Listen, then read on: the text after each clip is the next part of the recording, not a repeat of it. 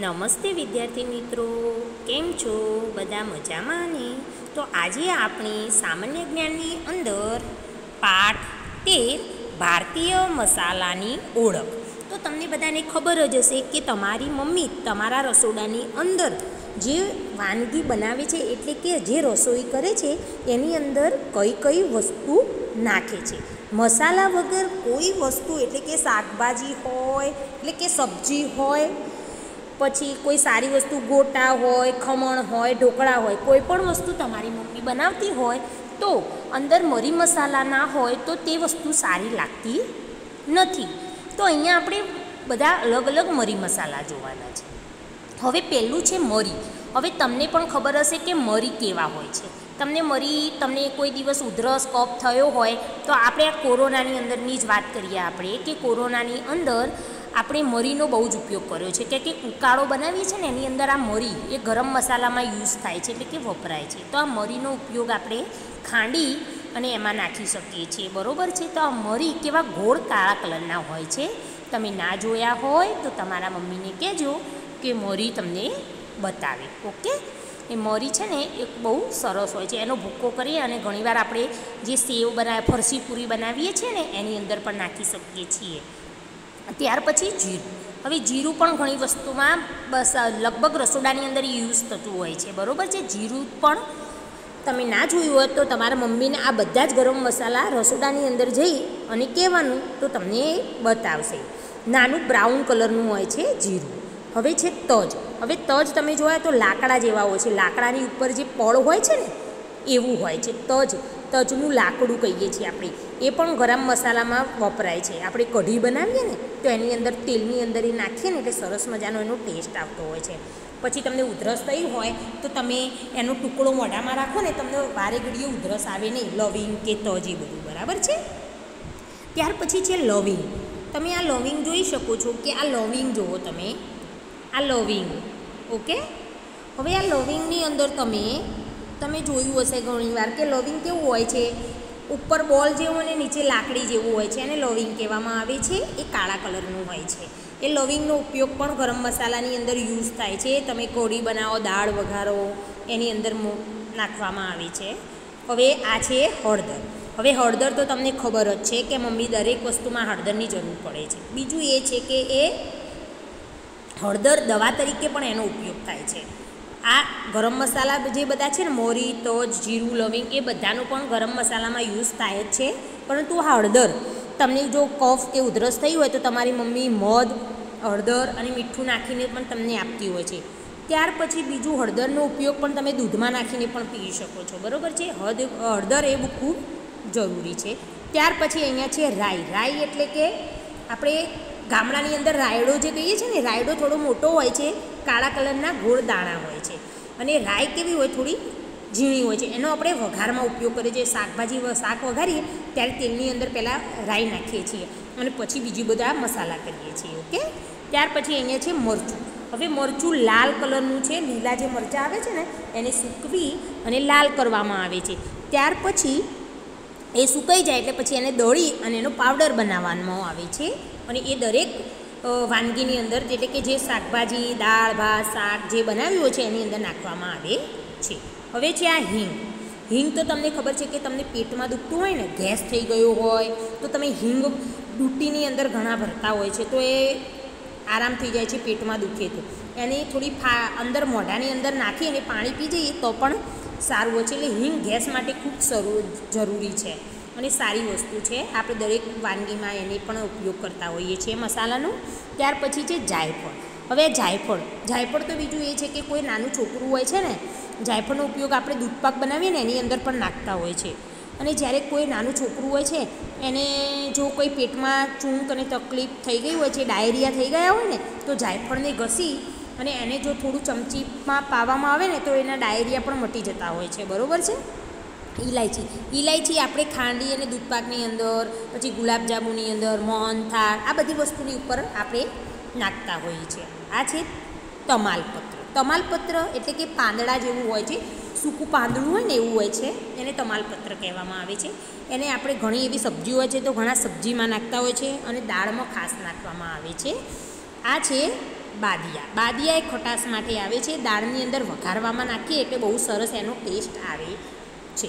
આ બધા જ આ બધા મસાલા છે. આ મસાલા વગર આપણે કોઈ પણ વાનગી બનાવી શકતા નથી. એટલે કે મરચું, હળદર અને મીઠું આ 3 નાખવાથી એનો ટેસ્ટ આવતો નથી. આ બધા મરી મસાલાનો જો ઉપયોગ કરવામાં આવે તો કોઈ પણ વસ્તુ કેવી ટેસ્ટી અને સારી લાગતી હોય છે. બરાબર છે. આ 13મો પાઠ હતો. હવે આપણે આગળનો પાઠ જોઈશું. એની અંદર આપણે જોઈ શકીએ છીએ કે પાઠ 14 ભારતીય ડાકઘર. હવે ભારતીય ડાકઘર એટલે કે પોસ્ટ ઓફિસ કહેતા હોઈએ છે ને, ટપાલી, પોસ્ટ. ગામડામાં શું ડાક એટલે ટપાલી કહેવામાં આવે છે ને ઘર એટલે કે જે પોસ્ટ ટપાલ ઘર હોય છે ને પોસ્ટ ઓફિસ, એને ડાકઘર કહેવામાં આવે છે. હવે અહીંયા એવું કીધું છે 1 નંબરમાં. અહીંયા 1 નંબરની અંદર તમે જોઈ શકો છો કે શું કીધું છે કે પત્રો અને પાર્સલને સમયસર પહોંચાડવાની ઉત્તમ રીત છે. કોઈ પણ પત્ર હોય, તમે કોઈને પત્ર લખ્યો હોય અને કોઈ પાર્સલ એટલે કે તમારે તમારા ઘરેથી કોઈ વસ્તુને બીજે ક્યાંય મોકલવી હોય એને પાર્સલ કહેવામાં આવે છે. આને તમારે સમયસર એટલે કે જે ટાઈમે તમારે પહોંચાડવું છે એ ટાઈમસર પહોંચાડવા માટે કઈ વસ્તુનો ઉપયોગ થાય છે? Speed post. એને શું કહેવામાં આવે છે? Speed post. કોઈ તમને એવું કહે કે તમારા પત્રો અને પાર્સલને તમારે સમયસર પહોંચાડવું હોય તો તમારે શું કરવું પડે? તો એને શું કહેવામાં? સ્પીડ પોસ્ટ કરવું છે મારે. શું કહેવાય? Speed post. ઓકે. હવે 2 નંબરમાં તમે જુઓ કે તે કાગળનો એક નાનો ટુકડો છે. કાગળનો નાનો ટુકડો છે જેના પર ચિત્ર અથવા ભાત દોરેલી હોય છે. અહીંયા તમે જોઈ શકો છો આ એક કાગળનો નાનો ટુકડો. આપણે ટિકિટ કહીએ છીએ ને, એ ટિકિટ જે એરિયામાં આપણે મોકલવું છે, જે શહેરની અંદર, એ શહેર વાઇઝ ટિકિટો છે. 5 રૂપિયાવાળી, 10 રૂપિયાવાળી, 20 રૂપિયાવાળી, 50 રૂપિયાવાળો એ ટિકિટ હોય છે. ટિકિટની ઉપર લખેલું હોય છે 10 રૂપિયા, 100 રૂપિયા, 500 રૂપિયા. એને સ્ટેમ્પ કહેવામાં આવે છે. શું કહેવામાં આવે છે? સ્ટેમ્પ. આપણે નહીં કહેતા કે દસ્તાવેજ કેટલા સ્ટેમ્પ પેપર ઉપર સહી કરાવો, 100 રૂપિયાના સ્ટેમ્પ પેપર ઉપર. એટલે તમારા જોડે જે 100 રૂપિયાની નોટ હોય છે ને, એવું મોટું કાગળ હોય છે. કાગળિયા ઉપર 100 રૂપિયાની નોટ છપાયેલા જેવું હોય છે ને નીચે થોડું કોરું હોય છે. તમારા ઘરમાં હોય તો તમારા મમ્મી કે પપ્પાને કહેજો કે સ્ટેમ્પ કેવો હોય છે, તમને બતાવશે ચોક્કસ. કે હવે આ છે 3 નંબરમાં છે. આ તમે જોઈ શકો છો કે આ કવર જેવું લાગે છે. કવર એટલે કે પરબીડિયું કહેવામાં આવે છે. પત્ર અથવા દસ્તાવેજને તમારે બંધ કરવું હોય, કોઈ પણ વસ્તુ હોય, તમે કોઈને પત્ર લખો તો એ પત્રને મૂકવા માટે કવર જોઈએ છે. તમે કોઈના લગ્નમાં કે કોઈ પ્રસંગમાં જાઓ છો ત્યારે કોઈ વસ્તુ કોઈને આપણે પૈસા આપવા હોય તો આપણે કેવા કવરની અંદર મૂકી અને પછી એને બંધ કરી દઈએ છીએ.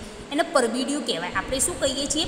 એ કવર કહીએ છીએ, પણ એને પત્રની એટલે કે ડાકઘરની ભાષામાં એને પરબીડિયું કહેવામાં આવે છે.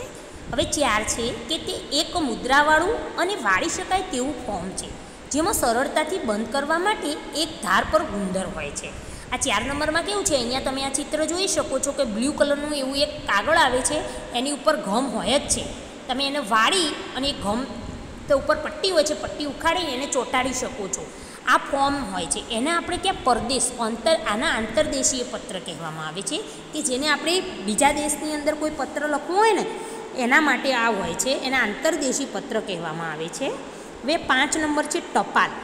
એ ટપાલ તમે જોઈ છે કે કેવા કલરની હોય છે? યલો એટલે કે આપણે એમ કહીએ ને કે આવા કલરની, ખાખી કલર જેવી, એકદમ ખાખી અને થોડો અહીંયા જે છે ને આ કલર એવા કલરની હોય છે.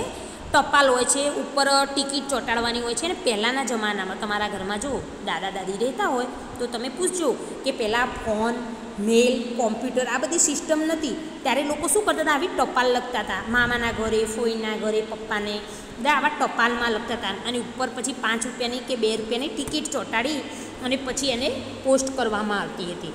એને આપણે પોસ્ટકાર્ડ કહીએ છીએ. ડાકઘરની ભાષામાં એને ટપાલ એવું કહીએ, પણ એને પોસ્ટકાર્ડ કહેવાય. એટલે કે ટૂંકા સંદેશા લખવા માટે ઉપયોગમાં લેવાતો એક નાનો પત્ર એટલે કે પોસ્ટકાર્ડ.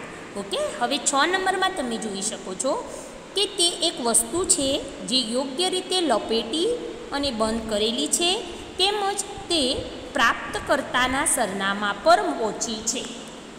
તમે કોઈ એક વસ્તુ છે, તમારા ઘરેથી કોઈ વસ્તુને લીધી, બોક્સની અંદર પેક કરી અને આજુબાજુ સેલોટેપથી એકદમ ફિટ કરી બંધ કરી અને બીજા કોઈ જગ્યા ઉપર તમે મોકલાવો છો, એને શું કહેવામાં આવે છે?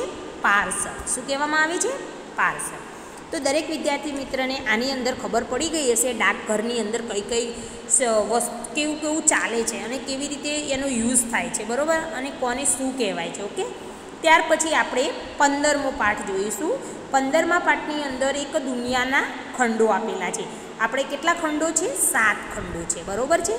આ 7 ખંડો આપણા દુનિયાનો જે નકશો હોય છે ને એ નકશાની અંદર આ 7 ખંડો આવેલા હોય છે. એ 7 ખંડોના નામ છે કે એશિયા, ઓસ્ટ્રેલિયા, ઉત્તર અમેરિકા, દક્ષિણ અમેરિકા, એન્ટાર્કટિકા, યુરોપ અને આફ્રિકા.